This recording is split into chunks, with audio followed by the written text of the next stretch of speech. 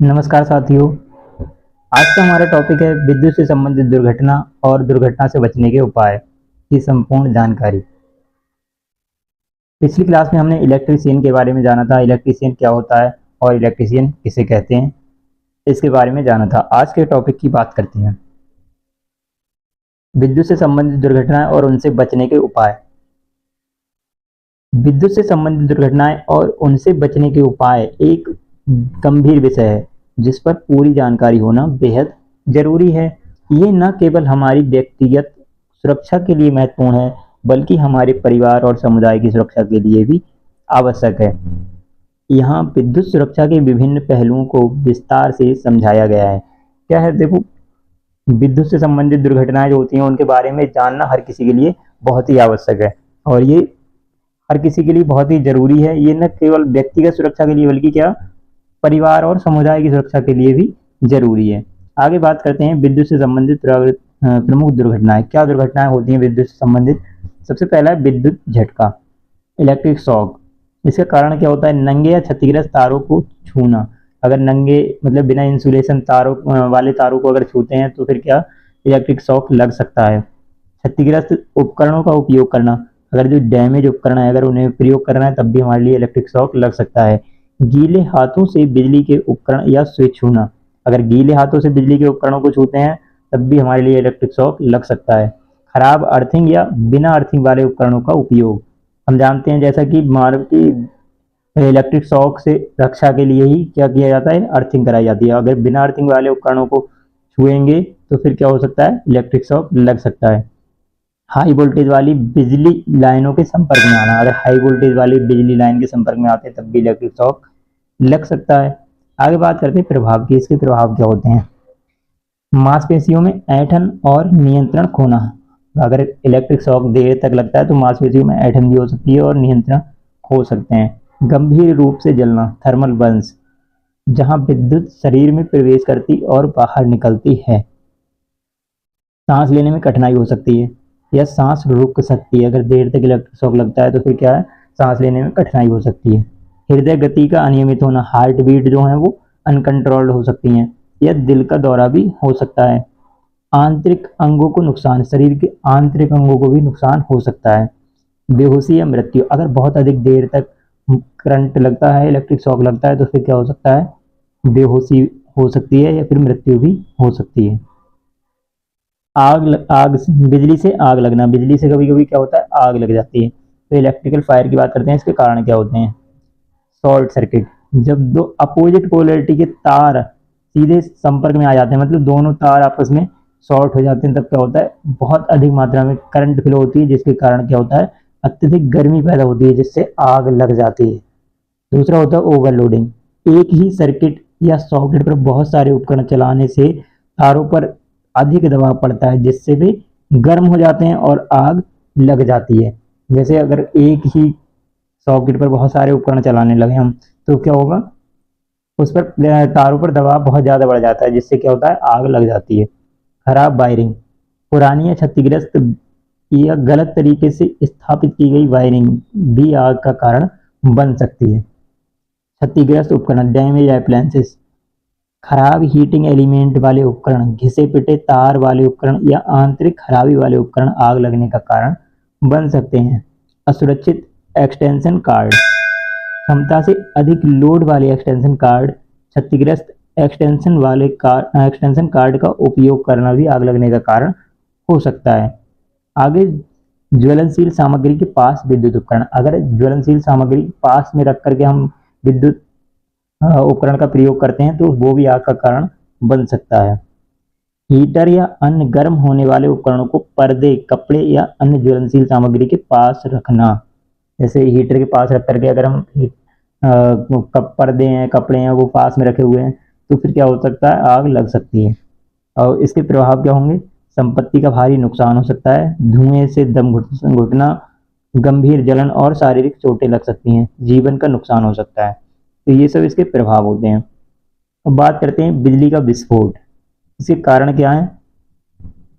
High voltage वाले उपकरणों में गंभीर शॉर्ट सर्किट या खराबी, गलत रखरखाव या सुरक्षा प्रक्रियाओं का अभाव ओवर करंट के कारण उपकरण का फटना, ये सब इसके कारण हो सकते हैं।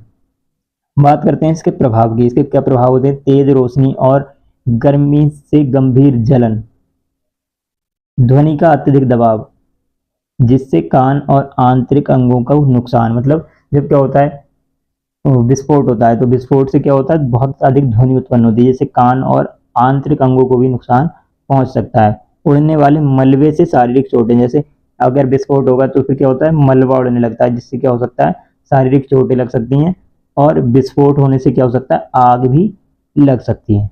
आगे बात करते हैं गर्म जलना या थर्मल बर्न्स। इसका कारण क्या होता है? सीधे विद्युत संपर्क से उत्पन्न गर्मी, जैसे विद्युत संपर्क होता है डायरेक्ट, तो उससे उसमें बहुत ज़्यादा गर्मी उत्पन्न होती है। विद्युत आर्क से उत्पन्न अत्यधिक तापमान, विद्युत आर्क से क्या होता है बहुत अधिक तापमान उत्पन्न हो जाता है क्षतिग्रस्त उपकरणों के गर्म होने से। बात करते हैं इसके प्रभावों की। इसके प्रभाव क्या है? त्वचा और ऊतक को गंभीर क्षति, स्किन को और टिश्यू को क्या होता है गंभीर क्षति पहुंचती है। गहरी जलन जो हड्डियों तक पहुंच सकती है, अगर जैसे विस्फोट गर्म जलना थर्मल बर्न्स हुआ तो फिर क्या होगा हड्डियों तक जलन पहुंच सकती है, और संक्रमण का खतरा, संक्रमण भी हो सकता है। विद्युत दुर्घटनाओं से बचने के उपाय। बात करते हैं विद्युत से दुर्घटनाओं से बचने के उपाय क्या हैं। विद्युत दुर्घटनाओं से बचने के उपाय की बात करते हैं। विद्युत सुरक्षा एक बहुस्तरीय दृष्टिकोण जिसमें निवारक उपाय, सही उपकरण का उपयोग और आपातकालीन प्रतिक्रिया शामिल है। नंबर 1 है सामान्य सुरक्षा सावधानियां, जनरल सेफ्टी प्रिकॉशंस। पहला है योग्य पेशेवर से ही काम करवाएं। विद्युत संबंधी कोई भी स्थापना, मरम्मत या बड़ा बदलाव हमेशा प्रमाणित और लाइसेंस प्राप्त इलेक्ट्रीशियन से ही करवाएं। अकुशल व्यक्ति द्वारा किया गया काम अत्यंत खतरनाक हो सकता है। जैसे क्या है यदि हमें कभी इंस्टॉलेशन कराना है या रिपेयरिंग करानी है तो वो लाइसेंस प्राप्त होने वाले व्यक्ति से ही कराएं, और उससे इलेक्ट्रीशियन का अनुभव होना चाहिए, वह कुशल होना चाहिए इलेक्ट्रीशियन वर्किंग में, तो उससे ही काम करवाएं। अच्छी गुणवत्ता वाले उत्पाद चुनें। हमेशा आईएसआई मार्क या प्रमाणित अन्य प्रमाणित मानक जैसे सीई वाले विद्युत तार, स्विच, सॉकेट, उपकरण या अन्य सामग्री का उपयोग करें। सस्ते और घटिया उत्पाद अक्सर सुरक्षा मानकों को पूरा नहीं करते हैं। क्या होता है कभी कभी सस्ते की वजह से मतलब बिना प्रमाणित वाले हम उत्पाद यूज कर लेते हैं, जो क्या है दुर्घटना का कारण बन सकते हैं। तो ऐसे सस्ते उपकरणों से या ऐसे उत्पाद को यूज करने से बचें। वायरिंग की नियमित जांच कराएं। अपने घर कार्यस्थल की वायरिंग की कम से कम हर 5 से 10 साल में एक योग्य इलेक्ट्रीशियन से जांच करवाएं। 5 से 10 साल में क्या करा लेनी चाहिए? हमें वायरिंग की जांच करा लेनी चाहिए, खासकर यदि भवन पुराना है या बिजली की खपत बड़ी है। मतलब जैसे क्या होता है अगर बिजली की खपत बढ़ गई है तब भी हमें जांच करा लेनी चाहिए 5 से 10 साल के भीतर ही। पुरानी और खराब वायरिंग आग लगने का प्रमुख कारण बन सकती है। ओवरलोडिंग से बचें। एक ही दीवार के सॉकेट पर कई उपकरण जोड़ने के लिए मल्टी प्लग एडेप्टर का अत्यधिक उपयोग ना करें। जैसे कभी कभी क्या होता है हम एक ही सॉकेट से मल्टी प्लग एडेप्टर का यूज करके बहुत सारे उपकरण चलाने लगते हैं, तो ऐसा ना करें, इससे सर्किट ओवरलोड हो सकता है।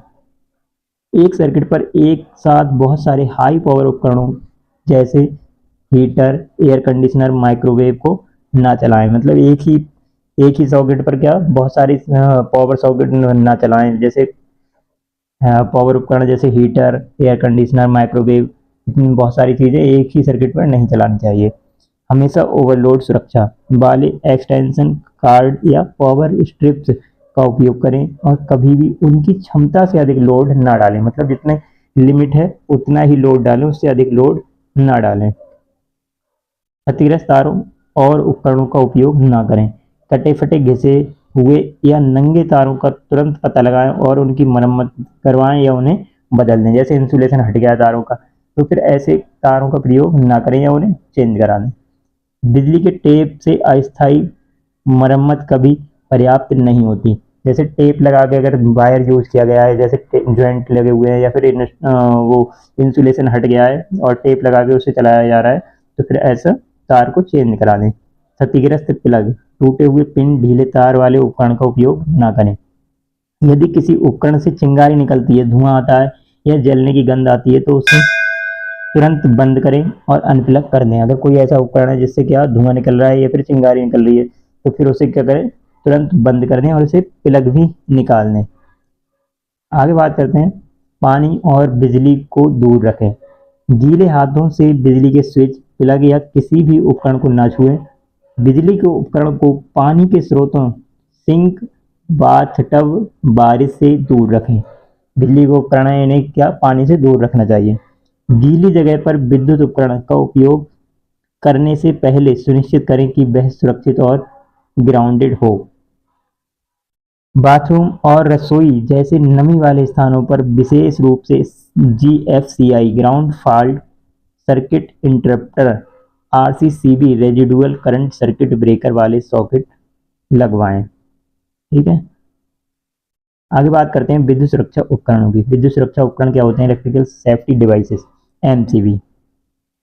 ये स्वचालित स्विच होते हैं जो ओवरलोड और शॉर्ट सर्किट होने पर बिजली की आपूर्ति को तुरंत काट देते हैं। ये क्या होते हैं? ऑटोमेटिक होते हैं। ऑटोमेटिक, अगर कहीं भी शॉर्ट सर्किट होता है तो फिर क्या होते हैं, ये सप्लाई को बंद कर देते हैं। पुराने फ्यूज के बजाय MCB का उपयोग करें क्योंकि ये अधिक सुरक्षित और विश्वसनीय होते हैं। पहले क्या था, पहले फ्यूज यूज किए जाते थे, अब क्या है, फ्यूज को रिप्लेस करके MCB का प्रयोग किया जा रहा है और MCB उपयोग करना चाहिए क्योंकि ऑटोमेटिकली ऑफ हो जाती है। सही रेटिंग वाले MCB का चुनाव करें। MCB का उपयोग हमेशा सही रेटिंग के अनुसार ही करना चाहिए, आवश्यकता के अनुसार रेटिंग का प्रयोग करें। RCCB residual current circuit breaker या ELCB अर्थ लीकेज सर्किट ब्रेकर, ये मानव जीवन की सुरक्षा के लिए सबसे महत्वपूर्ण है। ये क्या है, मानव जीवन के लिए सुरक्षा के लिए सबसे ज्यादा जरूरी है, RCCB या ELCB। ये तब बिजली काट देते हैं जब सर्किट में कोई लीकेज करंट अर्थ फॉल्ट होता है जो बिजली के झटके से बचाता है। अपने घर की मुख्य आपूर्ति पर एक RCCB अवश्य लगाएं। मतलब मेन सप्लाई जहां से आ रही है तो उस पर RCCB का प्रयोग अवश्य करना चाहिए। अब बात करते हैं अर्थिंग की। अर्थिंग ये सुरक्षा का एक महत्वपूर्ण पहलू है। अर्थिंग सिस्टम किसी भी लीकेज करंट को सीधे जमीन में भेज देता है जिससे उपकरण की बॉडी पर करंट आने से बचाता है। सुनिश्चित करें कि आपके घर और सभी उपकरणों की अर्थिंग ठीक से की गई हो। समय समय पर अर्थिंग की जांच करवाएं। क्या है, सभी उपकरण जो होते हैं उपकरणों की अर्थिंग करानी चाहिए ताकि अगर बॉडी में कभी कोई करंट आता है तो फिर डायरेक्ट वो जमीन में भेज देता है अर्थिंग के थ्रू। तो अर्थिंग होना बहुत ही आवश्यक है जिससे कि मनुष्य को करंट ना लगे। बात करते हैं नंबर 3 की, व्यक्तिगत सुरक्षा और व्यवहार की। बच्चों को शिक्षित करें। बच्चों को बिजली के खतरों के बारे में बताएं। उन्हें सिखाएं कि बिजली के सॉकेट में उंगली या कोई वस्तु न डालें। सॉकेट में सेफ्टी कवर लगवाएं। क्या होता है, कभी कभी बच्चे सॉकेट में कभी पेन या कुछ भी डालने लगते हैं, उंगली डालने लगते हैं, तो उन्हें बच्चों को शिक्षित करें और बिजली के बारे में बताएं और उन्हें उसमें सेफ्टी कवर भी लगाएं।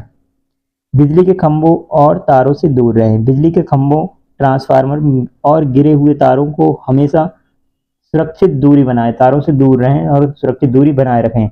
उन्हें छूने की कोशिश ना करें, ना ही उन पर चढ़ें। यदि आपको कहीं गिरा हुआ तार दिखे तो तुरंत विद्युत विभाग को सूचित करें। यदि विद्युत सप्लाई का तार है और इसमें सप्लाई चल रही है और कहीं भी आपको तार दिखता है गिरा हुआ तो विद्युत विभाग को सूचित करें। बिजली से लगी आग पर पानी न डालें। देखो, बिजली से लगी हुई जो आग होती है वो कभी भी पानी से नहीं बुझानी चाहिए। बिजली से लगी आग पर पानी डालने से झटका लग सकता है या आग और फैल सकती है। ऐसे में तुरंत मुख्य बिजली आपूर्ति बंद करें। मेन सप्लाई को कभी क्या करना चाहिए, तुरंत मेन सप्लाई को बंद करना चाहिए। बिजली के लिए उपयुक्त अग्निशामक यंत्र क्लास C फायर एक्सटिंग्विशर का प्रयोग करें जो CO2, कार्बन डाइऑक्साइड या ड्राई केमिकल आधारित हो। क्लास C वाले फायर एक्सटिंग्विशर का प्रयोग विद्युत से लगी आग बुझाने के लिए किया जाता है और उसका ही प्रयोग करें। यदि आग बड़ी है तो तुरंत फायर ब्रिगेड को बुलाएं। अगर आग बड़ी है तो क्या करना चाहिए, फायर ब्रिगेड को बुलाना चाहिए। उपयोग में न होने वाले उपकरणों को अनप्लग करें। अगर जैसे जिन उपकरणों को हम प्रयोग नहीं कर रहे हैं तो उन्हें विद्युत सप्लाई से दूर रखें या विद्युत सप्लाई से अनप्लग कर दें। जब आप किसी उपकरण का उपयोग नहीं कर रहे हैं तो उसे बंद कर दें। और प्लग निकाल लें। इससे बिजली की बचत भी होती है और संभावित आग का खतरा भी कम होता है। सुरक्षित तरीके से प्लग निकालें। प्लग को हमेशा शीर्ष से पकड़कर निकालें, ना कि तार से खींचने पर तार क्षतिग्रस्त हो सकता है। जैसे कभी कभी क्या होता है, तार से खींचकर हम प्लग को निकाल लगते हैं, तो ऐसा नहीं करना चाहिए। प्लग को पकड़कर ही प्लग निकालना चाहिए। आउटडोर सुरक्षा। आउटडोर लाइटिंग या उपकरणों के लिए केवल आउटडोर रेटेड और वेदर प्रूफ उत्पादों का ही उपयोग करें। बारिश या गीली परिस्थितियों में आउटडोर विद्युत उपकरणों का उपयोग करने से बचें। अब नंबर 4, आपातकालीन स्थिति में क्या करें। इमरजेंसी कंडीशन की बात करते हैं। यदि कोई भी व्यक्ति बिजली के झटके का शिकार हो जाता है तो क्या करें, घबराएं नहीं, शांत रहें। बिजली की आपूर्ति, बिजली की सप्लाई जो है तुरंत बंद करें। यदि संभव हो तो मेन स्विच या सर्किट ब्रेकर से बिजली की सप्लाई बंद कर दें। यह पहला और सबसे महत्वपूर्ण कदम है। सबसे पहले सप्लाई बंद करनी चाहिए और फिर उसके बाद क्या करें, पीड़ित को अलग करें। यदि बिजली बंद ना होने पाए तब क्या करना है, यदि आप बिजली बंद नहीं कर सकते तो किसी सूखी गैर चालक मतलब इंसुलेटर वस्तु जैसे सूखी लकड़ी की छड़ी, प्लास्टिक की पाइप, मोटी किताब या रबर के मैट का उपयोग करके पीड़ित को बिजली के सोर्स से अलग करें। नंगे हाथों से या धातु की वस्तु से पीड़ित को छूने की कोशिश ना करें, अन्यथा आपको भी झटका लग सकता है। जैसे अगर कोई इंसुलेटेड वस्तु है आपके पास, तो इंसुलेटेड वस्तु से ही पीड़ित को अलग करना चाहिए। किसी भी कंडक्टर से पीड़ित को अलग करने की कोशिश ना करें, अन्यथा आपको भी शॉक लग सकता है। आपातकालीन सेवाओं को बुलाएं। तुरंत 102 या 108 आपातकालीन या एम्बुलेंस पर कॉल करें और उन्हें स्थिति के बारे में बताएं। 102 पर कॉल लगाएं आपातकालीन स्थिति में, या फिर 108 को कॉल करें। प्राथमिक उपचार दें। यदि आप प्रशिक्षित हों, यदि आप जानते हैं तो क्या करना चाहिए, प्राथमिक उपचार देना चाहिए। पीड़ित की सांस और नाड़ी की जांच करें। यदि पीड़ित सांस नहीं ले रहा है या नाड़ी नहीं चल रही है और यदि आप प्रशिक्षित हैं, आप जानते हैं उसके बारे में, तो तुरंत CPR कार्डियो पल्मोनरी रिसक्सेशन शुरू करें। जले हुए स्थानों पर साफ सूखे कपड़े से ढक दें। बर्फ या मक्खन न लगाएं। पीड़ित को ठंडा रखने की कोशिश करें और उसे आराम से लेटने दें। अगर आप CPR के बारे में जानते हैं तो आपको CPR तुरंत देना चाहिए। आगे बात करते हैं निष्कर्ष की। हमें सदैव ध्यानपूर्वक कार्य करना चाहिए एवं जिस उपकरण की जानकारी ना हो उसे प्रयोग नहीं करना चाहिए। जैसे विद्युत के बारे में, जिस उपकरण के बारे में नहीं पता है तो उसे प्रयोग नहीं करना चाहिए। मात्र